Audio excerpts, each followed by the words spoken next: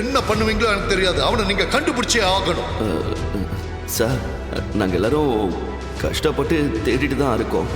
ஆனால் அவன் எங்கே இருக்கான்னு எங்களால் கண்டுபிடிக்க முடியல. ஒரு சின்ன க்ளூ கூட எங்களுக்கு கிடைக்கல sir. We are totally clueless sir என்று அவன் சொல்ல, அவன் சொன்னதை விஸ்வநாத் பொருட்படுத்தாமல் மேலும் கோபமடைந்தார்.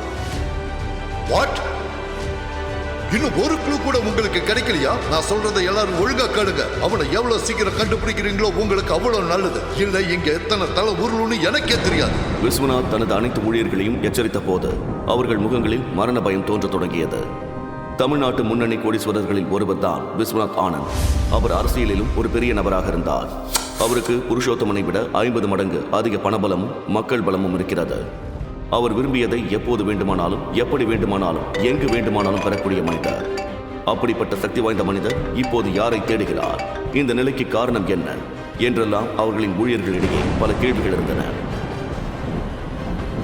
இதற்கிடையில் ரேணுகாவின் விருந்து விக்ரம் யாருடனும் சேராமல் ஒரு மேஜையில் தன்னந்தனியாக அமர்ந்திருந்தான். மேஜையிலிருந்து வெகு தொலைவில் தனது மனைவி சுரபி நிற்பதை பார்த்த அவன் இனியும் வருத்தப்பட்டு கொண்டே இருப்பது வீண் என்று உணர்ந்தான். அவன் நேராக கழிப்பறைக்கு சென்று கண்ணாடி முன் நின்றான்.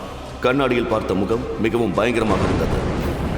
முழு வீடியோவை பாக்கெட் FM தமிழ் யூடியூப் சேனலில் கண்டு மகிழுங்கள்.